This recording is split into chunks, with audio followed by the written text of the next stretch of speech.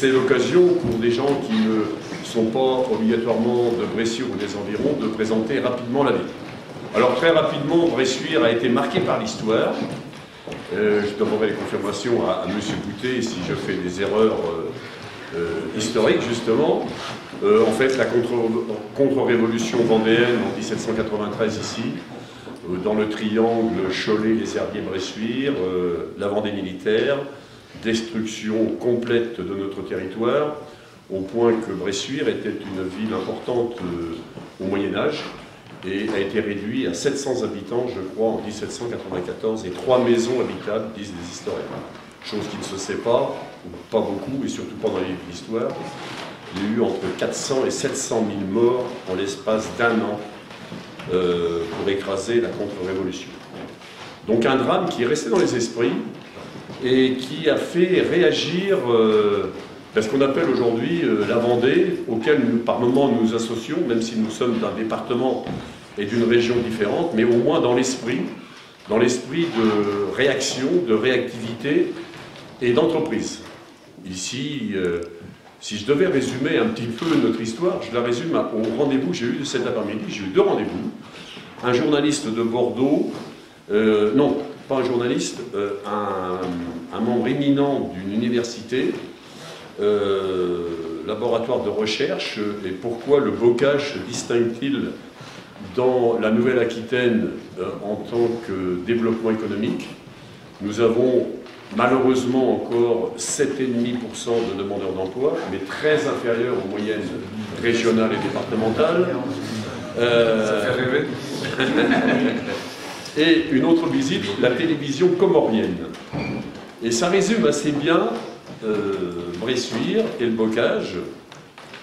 C'est l'esprit d'entreprise et d'entreprise endogène, c'est-à-dire qu'en fait ce sont des artisans qui se sont développés et qui ont créé des entreprises. La plupart ce sont des PME, entre je vais dire 50 et 400 employés, mais qui assurent une pérennité, une solidité à notre milieu économique. Pour vous dire, pour résumer, il y a eu 2 gros accidents économiques depuis une quinzaine d'années. Il y a eu Grimaud à Bressuire, 1500 emplois. Et il y a quelques années, Heulier à Cerizay, 2700 emplois. Et malgré ça, le taux de chômage est encore à 7,5. Pourquoi? Parce qu'il y a une capacité à rebondir, à réagir.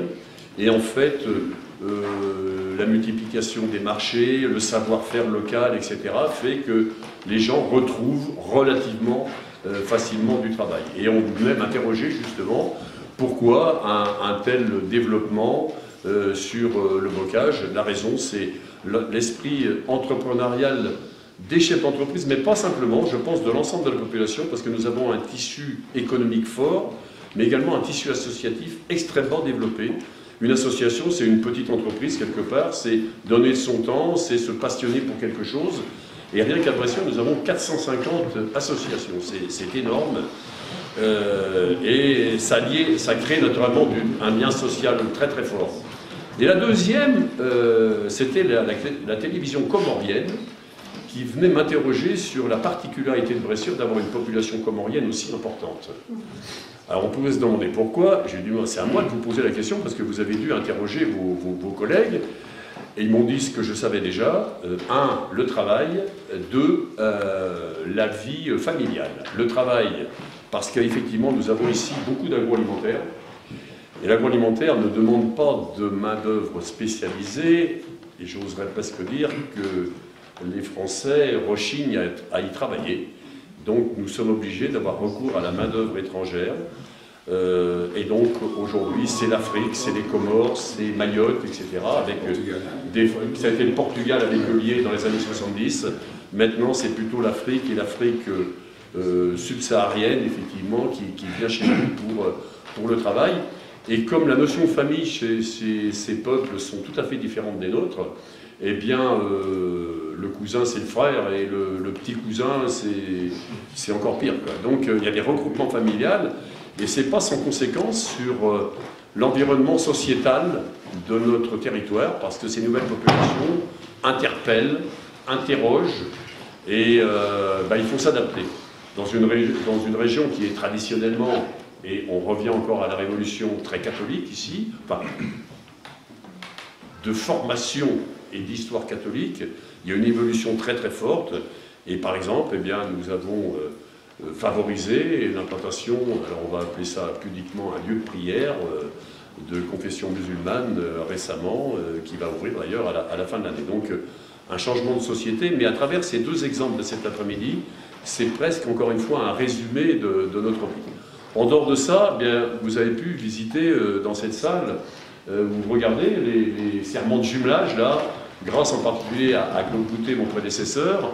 Nous sommes jumelés avec 8 villes étrangères, avec des jumelages qui fonctionnent très très bien. La dernière en date, c'était le week-end dernier avec les Polonais. Nous avons le château. Alors une petite histoire, je pense si elle est vraie. Mais quand Viollet-le-Duc a dégagé des crédits pour rénover une... Elle est très vraie, très vraie. Elle est très vraie. Bon, alors, je la prends pour vrai. Cyclone de Lille. Un cyclone de Lille, ouais. Pour rénover une cité médiévale, il avait Carcassonne ou Bressuire. Non, il y en avait 3, Provins. Ah, il y avait aussi Provins. Carcassonne, Provins, Bressuire. Bon. Avec Mallarmé. Ils ont choisi. Bah, ça n'a pas été nous. Ils ont choisi Carcassonne comme vous savez. Ça n'a pas été nous. Le château, et puis surtout beaucoup d'œuvres d'art, des sculptures, des peintures et autres. Et ça, c'est le fruit de ce qu'on a appelé, et ce qu'a inventé Claude, le mets culturel, qui date des années 80, effectivement. 75 même. Oui, ne vous glissez pas trop. Mais 75, effectivement.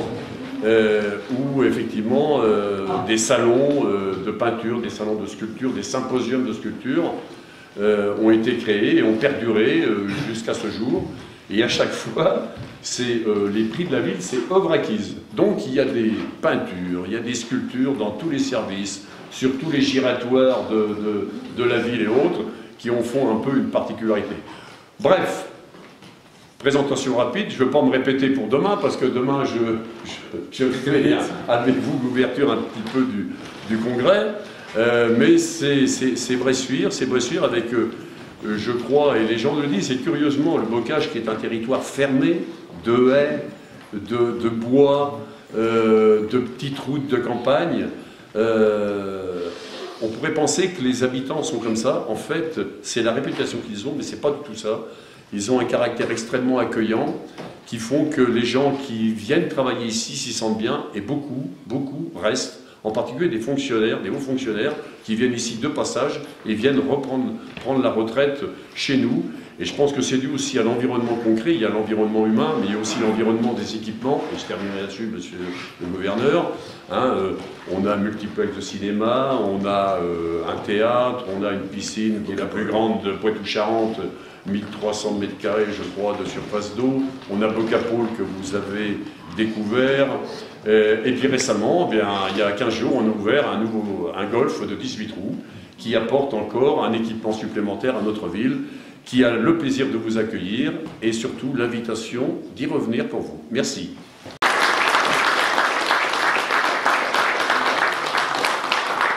Vous savez que je suis attaché à cette ville, on l'évoquait tout à l'heure, puisque je suis né là, dans ce bocage, j'ai fait mes études ici. Donc tout ce que vous avez dit me fait un énorme plaisir de retrouver aujourd'hui mes racines. Alors, vous avez commencé très loin, bien nous c'est 1917, la création de notre mouvement, 1917-2017. Donc nous sommes un mouvement qui va fêter ses 100 ans, on le marquera un petit peu ce soir quand on se retrouvera.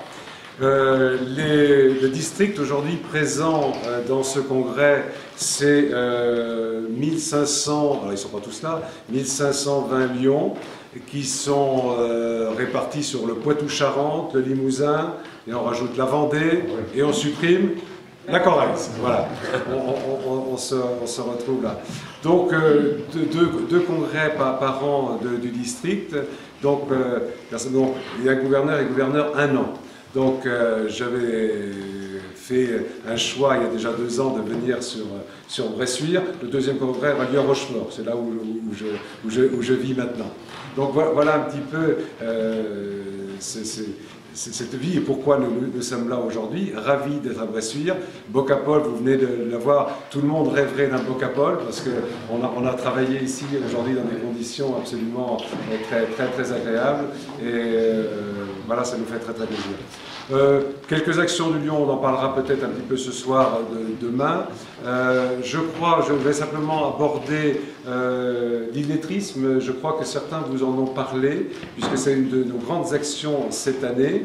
Et vous allez avoir une boîte à livres qui va être installée dans pas longtemps. Donc j'en suis vraiment très satisfait que vous ayez accepté. Mais je crois qu'il y en aura beaucoup dans les communes à côté aussi.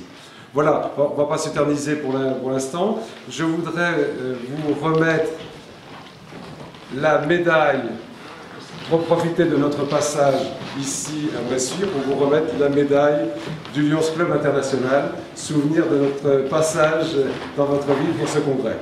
Merci beaucoup, monsieur. Qui aura une place, je pense, très intéressante à côté de la boîte à livres. Voilà. Alors, c'est quel arbre? Alors, la question que vous avez posée. Alors, ça serait très bien d'accorder à la Fondation Saint-Jacques, il y a déjà beaucoup. Et donc, certains sont à remplacer. Voilà. Et donc, si vous le permettez, il y aura cette plaque à côté qui rappellera notre passage ici, l'arbre du centenaire offert par le Lions Club par le district et le Lions Club de Bressuire, et cette date du 22 octobre 2016. Ça sera fait très rapidement, et puis on n'a plus qu'un mois à attendre, puisque la Sainte-Catherine, il me semble, c'est pas... Mon épouse s'appelle Catherine, nous reviendrons pour planter. Voilà, merci. Merci beaucoup. Merci beaucoup, monsieur.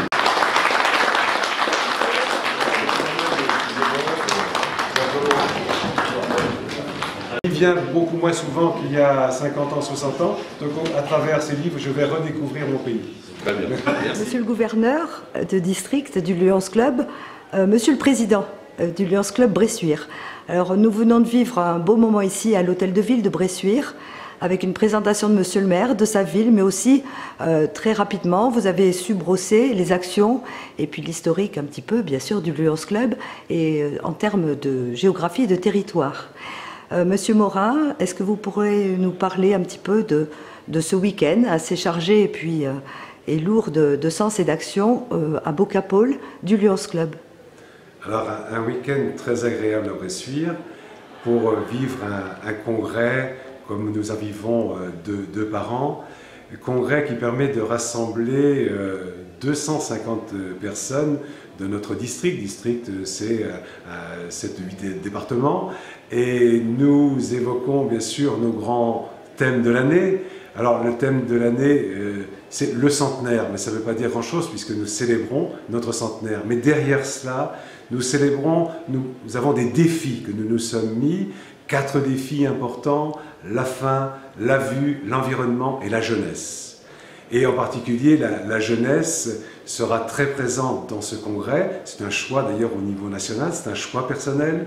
Sur le plan national, je m'occupe de la jeunesse en particulier. Demain, nous aurons des témoignages de jeunes qui ont eu quelque chose un jour des Lions. Notre devise, vous savez, c'est « nous servons ». Nous servons, ça veut dire que nous apportons quelque chose à quelqu'un d'autre.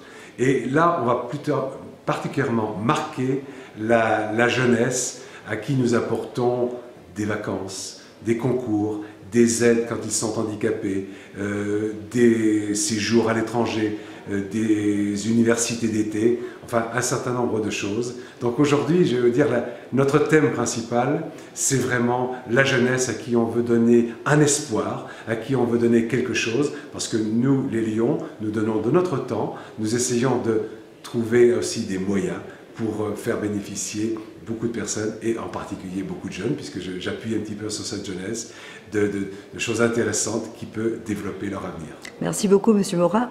En tout cas, des projets tout à fait louables et puis pragmatiques sur le terrain. Nous sommes en présence donc Monsieur Guy Ménard, et vous êtes président pour cette année 2016 du Lions Club Bressuire. Est-ce que vous pouvez nous parler un petit peu de la dynamique du groupe, des adhérents? Si quelqu'un, un Bressuirais, veut se joindre, comment ça se passe? Alors effectivement, le club de Bressuire compte 17 membres, bientôt 18, avec un renouvellement actuel de membres ou l'apport de nouveaux membres jeunes. Donc ça c'est une très bonne nouvelle. Donc nous on est un club service qui relaie évidemment le mouvement national que vient de décrire Henri Morin. Donc on a ces actions nationales que l'on fait au niveau local et on a aussi des actions beaucoup plus locales du coup, où on aide, on vient en aide à des personnes qui en ont besoin. Dernièrement, il s'agissait d'un jeune qui venait d'être très malade et on a donné une aide importante parce que ses parents ne pouvaient pas subvenir aux besoins générés par la maladie. Donc voilà. Et les membres du club sont aujourd'hui, je dirais ça va de 35 à 83 ans, mais ce qu'il faut noter à Bressuire, c'est que ce ne sont que des membres très actifs. Donc actuellement, on essaie de mener une campagne de communication plus importante au niveau local, de manière à démystifier un petit peu ce qu'est le Lions, parce que c'est un mouvement qui est connu au niveau national, mais on ne sait pas forcément bien ce qu'on y fait. Donc par des actions très locales, et notamment par exemple par le fait de mettre des boîtes à livres dans la ville et les communes associées, ça va forcément générer en tout cas un intérêt et en tout cas susciter des questions.